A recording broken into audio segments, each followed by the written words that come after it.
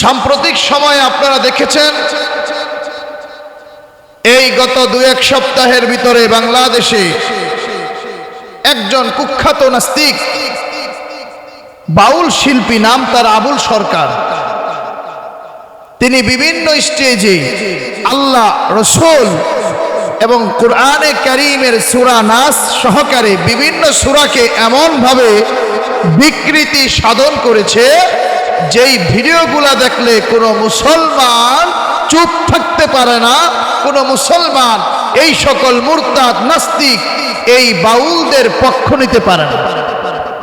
রব্বুল আলামিনের শানে এমন এমন বেয়াদবিমূলক কথা বলেছে যে কথাগুলো মসজিদে, পাবলিক প্লেসে কোনো একজন সাধারণ মানুষ, কোনো একজন মুসলমান আমরা উচ্চারণ করার মতো দুঃসাহস দেখাইবার পারি না।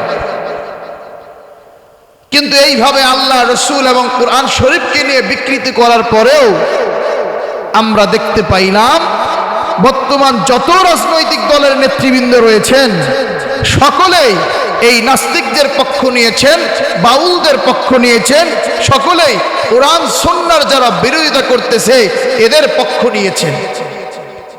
কিন্তু একটা জিনিস মনে রাখতে হবে ভাই, আজকে আমি আর আপনি যদি মারা যাই, এই দুনিয়ার রাজনীতি, এই দুনিয়ার ক্ষমতা, সামনে রাষ্ট্র গ্রহণ করার মতো ক্ষমতা, সামনে রাষ্ট্রের নেতৃত্ব দেওয়ার মতো ক্ষমতা, এগুলো সব শেষ হয়ে যাবে। আজকে যদি চক্ষুটা বন্ধ হয়ে যায়, ওই কবরের ভিতরে এই রাজনীতি, এই ক্ষমতার অপব্যবহার, এগুলা কিচ্ছু থাকবে না। সেইখানে শুধু থাকবে ঈমান আর আমল, ঈমান আর আমল। বাউল কুল আউযু বিরাব্বিন নাস এই সূরা পড়া বলতাছে যে আল্লাহ শুধুমাত্র কোরআনের ভিতরে নাচতে কইছে, নাচতে কন্না নাউযুবিল্লাহ, কয় কুল আউযু বিরাব্বিন নাস মালিকিন নাস ইলাহিন নাস মিন শাররিল ওয়াসওয়াসিল খান্নাস। আল্লাহ শুধু বলছে নাচো নাচো নাচো। এইভাবে যারা কোরআনের বিকৃতি সাধন করে নাস্তিক হয়ে গিয়েছে, মুরতাদ হয়ে গিয়েছে, তারা যদি আল্লাহর দরবারে তওবা না করে তাদেরকে কতল করা ওয়াজিব হয়ে যায় উম্মতে মুসলমানদের জন্য। নবীজি বলেন লা তাআতা লিমাখলুকিন ফি মাসিয়াতিল খালিক। খালেক আল্লাহর গুনাহ করার মধ্যে মাখলুকের কত আনুগত্য নাই। সাম্প্রতিক সময়ে আপনারা দেখেছেন এই গত 2-1 সপ্তাহের ভিতরে বাংলাদেশে একজন কুখ্যাত নাস্তিক বাউল শিল্পী, নাম তার আবুল সরকার, তিনি বিভিন্ন স্টেজে আল্লাহ, রসুল এবং কোরআনে কারীমের সূরা নাস সহকারে বিভিন্ন সূরাকে এমনভাবে বিকৃতি সাধন করেছে যেই ভিডিওগুলা দেখলে কোনো মুসলমান চুপ থাকতে পারে না। কোনো মুসলমান এই সকল মুরতাদ নাস্তিক এই বাউলদের পক্ষ নিতে পারে না। রব্বুল আলামিনের শানে এমন এমন বেয়াদবিমূলক কথা বলেছে যেই কথাগুলো মসজিদে, পাবলিক প্লেসে কোনো একজন সাধারণ মানুষ, কোনো একজন মুসলমান আমরা উচ্চারণ করার মতো দুঃসাহস দেখাইবার পারি না। কিন্তু এইভাবে আল্লাহ, রসুল এবং কোরআন শরীফকে নিয়ে বিকৃতি করার পরেও আমরা দেখতে পাইলাম বর্তমান যত রাজনৈতিক দলের নেতৃবৃন্দ রয়েছেন সকলেই এই নাস্তিকদের পক্ষ নিয়েছেন, বাউলদের পক্ষ নিয়েছেন, সকলেই কোরআন সুন্নাহর যারা বিরোধিতা করতেছে এদের পক্ষ নিয়েছেন। কিন্তু একটা জিনিস মনে রাখতে হবে ভাই, আজকে আমি আর আপনি যদি মারা যাই, এই দুনিয়ার রাজনীতি, এই দুনিয়ার ক্ষমতা, সামনে রাষ্ট্র গ্রহণ করার মতো ক্ষমতা, সামনে রাষ্ট্রের নেতৃত্ব দেওয়ার মতো ক্ষমতা, এগুলো সব শেষ হয়ে যাবে।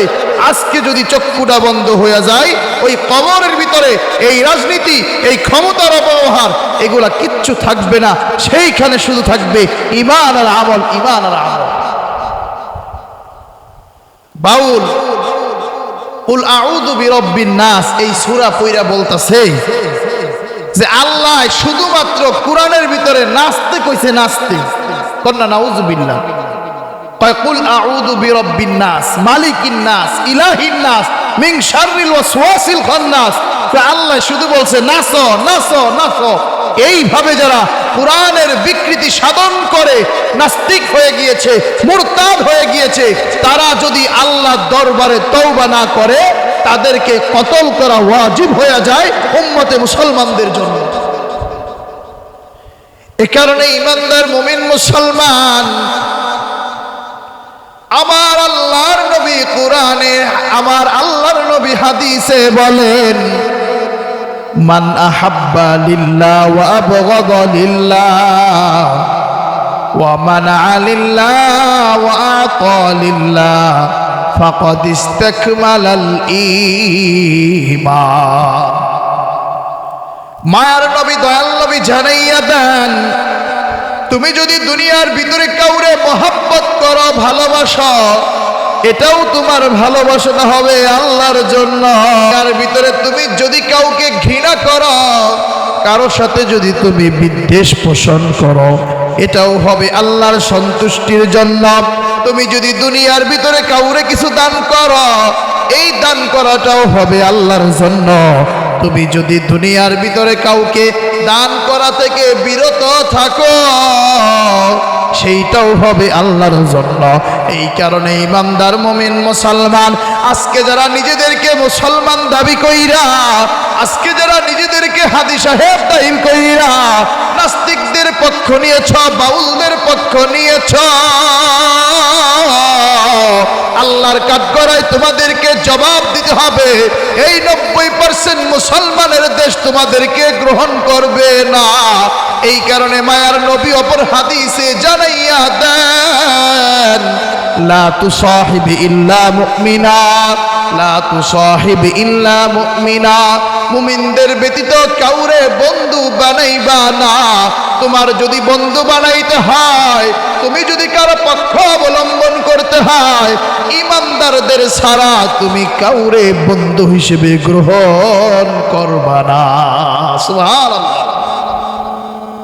এ কারণে কাউরে ভালোবাসার মাপকাঠি হলো আল্লাহর সন্তুষ্টি, কারো সাথে শত্রুতা রাখার মাপকাঠি হলো আল্লাহর সন্তুষ্টি। যদি আমি দেখতে পাই কারো পক্ষ অবলম্বন করলে আমার আল্লাহ রাজি হয় আর মানুষেরা খুশি হয়, সেই পক্ষ অবলম্বন করা যাবে না। কারণ যেখানে আমার আল্লাহ বেজার, সেইখানে দুনিয়ার সব মানুষগুলো যদি আমার প্রতি সন্তুষ্ট হয়ে যায়, ওই সন্তুষ্ট হওয়ার ভিতরে আমার জন্য কোনো কামিয়াবি নাই। কারণ দুনিয়ার ইমানদার মুমিন মুসলমান, এই কারণে আল্লামা শামসুল হক ফরিদপুরি বলেছিলেন যে আল্লাহ পায়া যায় সে সব পায়া যায়, আর যে আল্লাহ পাইল না সে দুনিয়ার সব কিছু পাইলেও কেমন যেন কিছুই পাইল না। এ কারণে যারা বাউলদের পক্ষ নিয়েছো, নাস্তিকদের পক্ষ নিয়েছো, আল্লাহর কাছে দোয়া করি আল্লাহ তোমাদেরকে হেদায়েত দান করুক। সকলেই জোরে জোরে পড়ি আল্লাহুম্মা আমিন। দেখেন, একজন ভালো মানুষের সাথে চললে, আমি যে আয়াতে কারিমা তেলাওয়াত করেছি, এই আয়াতের ভিতরে আল্লাহ রাব্বুল আলামিন বলেন, وَيَوْمَ يَعَضُّ الظَّالِمُ عَلَى يَدَيْهِ يَقُولُ يَا لَيْتَنِي اتَّخَذْتُ مَعَ الرَّسُولِ سَبِيلًا। আল্লাহ ডাক দিয়া বলেন, শোনো শোনো, কাল কিয়ামতের ময়দানে, হাসরের ময়দানে কিছু জালেম নিজের হাত কামড়াবে, এইভাবে এইভাবে নিজের হাত কামড়াবে, নিজের হাত কামড়িয়ে কামড়িয়ে বলবে, হায় রে, আমি যদি দুনিয়ার অমুকরে বন্ধু না বানাইয়া আমার রসুলের পথকে আমি বন্ধু বানাইতাম, তাহলে আজকে আমার আগুনে জ্বলা লাগতো না, তাহলে আজকে আমি জান্নাতের ভিতরে জায়গা পাইতাম। সুবহানাল্লাহ। আল্লাহ রাব্বুল আলামিন বলেন, وَيَوْمَ يَعَضُّ الظَّالِمُ عَلَى يَدَيْهِ يَقُولُ يَا لَيْتَنِي اتَّخَذْتُ مَعَ الرَّسُولِ سَبِيلًا يَا وَيْلَتَى لَيْتَنِي لَمْ أَتَّخِذْ فُلَانًا خَلِيلًا এই আয়াতের শানে নজুলটা কি একটু ভালো করে শুনে নাও। একটা আয়াত বুঝার আগে সেই আয়াতটা সুন্দর করে তেলাওয়াত করতে হয়, এরপরে আয়াতের শাব্দিক অনুবাদটা জানতে হয়, এরপরে আয়াতটা কোন প্রেক্ষাপটে নাজিল হয়েছে সেই প্রেক্ষাপটটা বুঝতে হয়।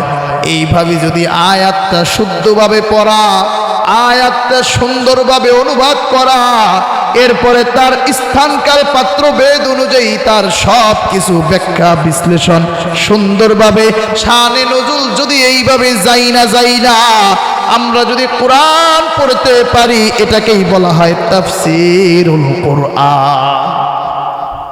তাহলে আসেন এই আয়াতের শানে নজুল কি। মক্কার বড় একজন কাফের সর্দার ছিল, নেতা ছিল উকবা ইবনে আবি মুঈত। এই উকবা ইবনে আবি মুঈত যখনই ব্যবসায়িক কার্যক্রম থেকে দেশে ফিরত, তখন মক্কার সব মানুষদেরকে তার বাড়িতে দাওয়াত দিয়া তাদেরকে মেহমানদারি করাইতো। এবার একদিন সে নিয়াত করল, এতদিন অনেক মানুষ দাওয়াত দিয়েছি, এবার কুরাইশ বংশের সর্বশ্রেষ্ঠ মানুষ মুহাম্মাদুর রাসূলুল্লাহকে আমার বাড়িতে একদিন দাওয়াত দিব। কাফের মুশরিক সর্দার উকবা ইবনে আবু মুঈত নবীজিকে দাওয়াত দিলেন। নবীজি সাল্লাল্লাহু আলাইহি ওয়াসাল্লাম কাফেরের বাড়িতে দাওয়াতে হাজির হয়ে গেলেন। এবার উকবা ইবনে আবি মুঈত যখন উপস্থিত সবার সামনে খাবার দিলেন, নবীজির সামনেও খাবার নিয়ে আসলেন। নবীজির সামনে যখন খাবার দিয়া দিছেন, মায়ার নবীজি উকবার হাতটা ধরলেন। উকবার হাত ধরে বলতেছেন, ও উকবা ইবনে আবি মুঈত, আমি তোমার বাড়িতে আজকে দাওয়াত খাইতে আসছি। তুমি যদি আমার সাথে সাক্ষ্য না দাও, তাহলে আমি তোমার বাড়িতে খাদ্য গ্রহণ করতে পারবো না। এবার উকবা ইবনে আবি মুঈত বলল, ও নবীজি, কি সাক্ষ্য দেওয়া লাগবে একটু আমারে বলেন গো।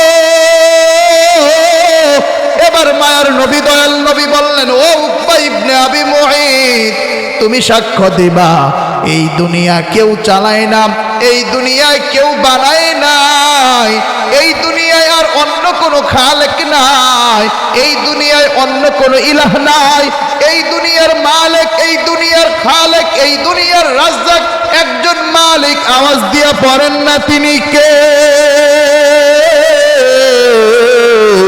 এই সাক্ষ্য তুমি দিয়া দিবা এই দুনিয়ার সব কিছুর মালিক হলেন আল্লাহ। কাফের উকবা ইবনে আবি মুঈত সব জনতার সামনে বলল, রাসূলুল্লাহ শুনে নেন, আমি সাক্ষ্য দিচ্ছি এই দুনিয়ায় অন্য কোনো ইলাহ নাই, একমাত্র ইলাহ হলেন আল্লাহ। আল্লাহু আকবার। আর এই দুনিয়ায় অন্য কোনো শেষ নবী নাই, আপনি মুহাম্মাদুর রাসূলুল্লাহ হলেন আল্লাহর শেষ নবী এবং রাসূল। আওয়াজ দিয়া পড়েন না সুবহানাল্লাহ। সব মানুষগুলো কিংকর্তব্য বিমূঢ় হয়ে গেল। আর একজন কাট্টা কাফের নবীজির হাতে হাত দিয়া সাথে সাথে ইসলামের সুশীতল ছায়াতলে আশ্রয় গ্রহণ করে ফেলল। দেখেন, যেই মানুষটা একটু আগে ছিল জাহান্নামী, নবীর হাতে হাত দেওয়ার কারণে, ইসলাম গ্রহণ করার কারণে সে হয়ে গেল জান্নাতি। এবার যখন দাওয়াতের অনুষ্ঠান শেষ, বিকেল বেলা, এই উকবা একটু ভালো করে শোনেন এলাকাবাসী, আমার আম্মা জানেরা, আমার বোনেরা, যে যেখান থেকে শুনতেছ, আপনারাও ভালো করে দেখেন। বন্ধু নির্বাচনে যদি আমার আপনার ভুল হয়, কিভাবে বন্ধু বন্ধুরে জান্নাতি মানুষ থেকে জাহান্নামী বানাইয়া দেয়।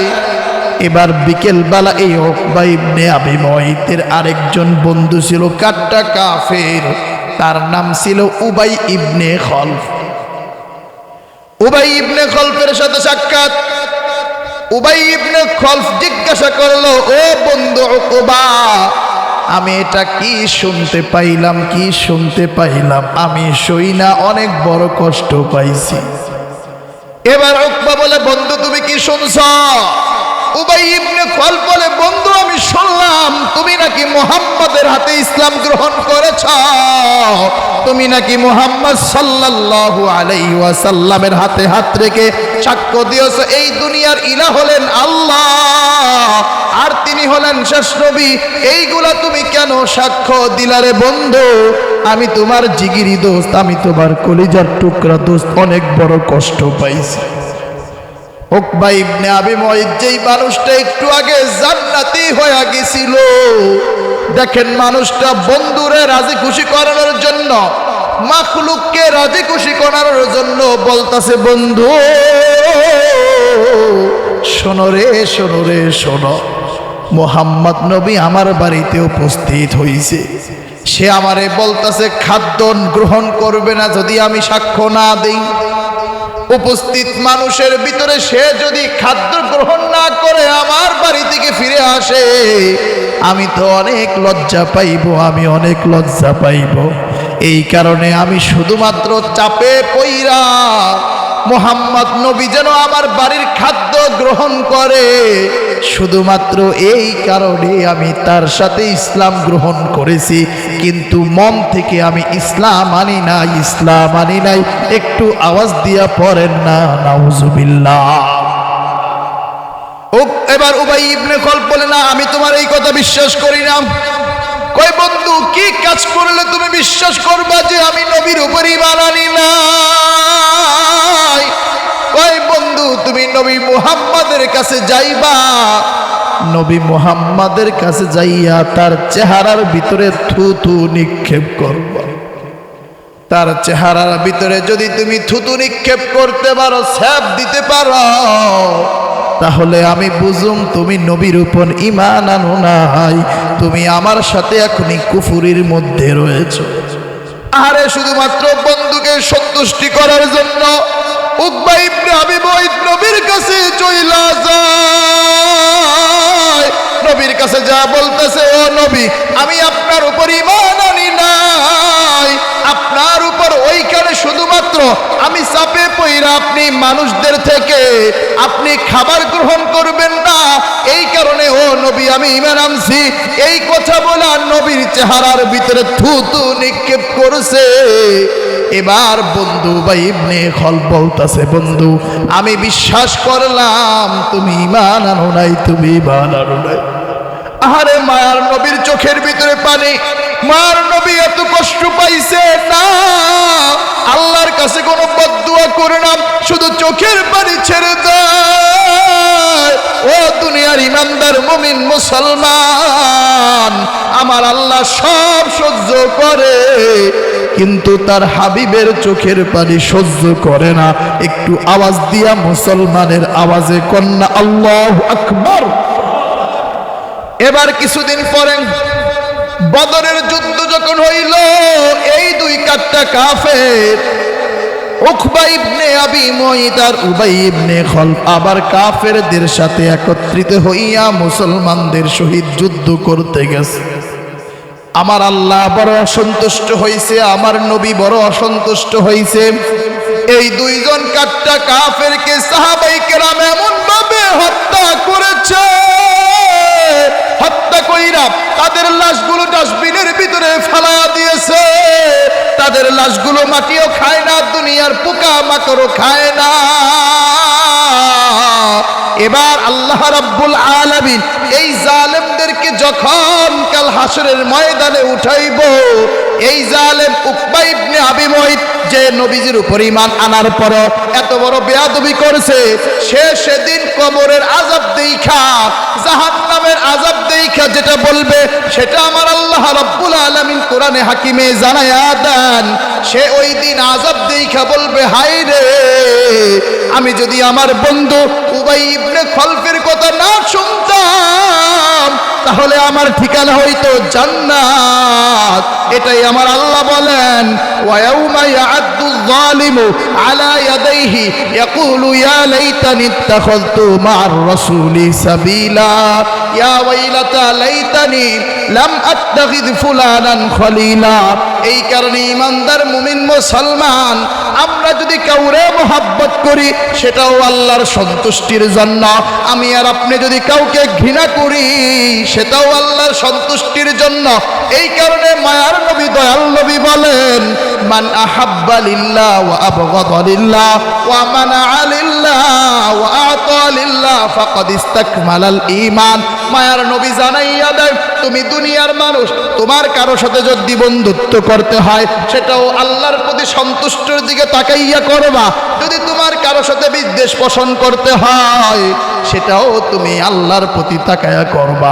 এই কারণে ইমানদার মুমিন মুসলমান, এই যে বাউল আবুল সরকার সহ যারা আমার আল্লাহকে গালি দিয়েছে, যারা আমার কোরআনকে গালি দিয়েছে, যারা আমার নবীর সাথে দুশমনি করেছে, যারা কোরআনে কারীমের সূরাতুন নাসকে বিকৃতভাবে উপস্থাপন করেছে, যারা নিজেদেরকে আল্লাহর গোলাম বলতে চায়, তারা কোনোদিন বাউলদের পক্ষ নিতে পারে না, নিতে পারে না। একটু আওয়াজ দিয়া বলেন না ঠিক কিনা? এই কারণে ইমানদার মুমিন মুসলমান, আমাদেরকে আমাদের ফ্যামিলি নিয়ে যদি গালাগালি করা হয় আমরা সেটা মানতে পারি, কিন্তু আমার আল্লাহ রাসূলকে নিয়ে যদি গালি দেওয়া হয় তাহলে যেই মানুষটা কোনোদিন মসজিদে যায় না, আমার নবীর শানে যদি বেয়াদবি করা হয় সেই মানুষটাও সবার আগে কাফনের কাপড় মাথায় দিয়ে রাস্তায় নেমে যায়, ঠিক কিনা? এই কারণে যারা এই নাস্তিকদের পক্ষ নাও, আপনাদের জন্য হেদায়েতের দোয়া করি, আল্লাহ তুমি মানুষদেরকে কোরআনের পক্ষে, নবীদের শান ও মানের পক্ষে, ইসলামের পক্ষে থাকার তৌফিক দান করো। সকলে জোরে পড়ি আল্লাহুম্মা আমিন। এই কারণে মায়ার নবী বলেন, আল্লাহ মুমিনা, মুমিন ছাড়া কারো সাথে কোনো সঙ্গী বানাইবা না, বন্ধু বানাইবা না। ওয়ালা ইয়াকুল মালুকা ইল্লা তাকিয়ুন, এবং হালাল খাদ্য ছাড়া তোমার খাদ্য যেন কেউ গ্রহণ না করে, এত সতর্ক থাকার কথা আমার মায়ার নবীজি, দয়াল নবীজি হাদিসের ভিতরে বলেছেন। আল্লাহ তুমি আমাদেরকে মানুষের সাথে বন্ধুত্ব ঈমানের ভিত্তিতে করার তৌফিক দান করো, এবং শত্রুতা সেটাও যেন হয় দুনিয়ার কোনো দিকে তাকিয়ে নয়, আল্লাহর দিকে তাকিয়ে। আল্লাহ তুমি আমাদের সবাইকে কবুল আর মঞ্জুর করো। সকলে জোরে পড়ি আল্লাহুম্মা আমিন। আমরা যারা ক্বাবলাল জুমা সুন্নাত আদায় করিনি আমরা আদায় করে নেই। ওয়া আখিরু দাওয়ানা আনিল হামদুলিল্লাহি রাব্বিল আলামিন।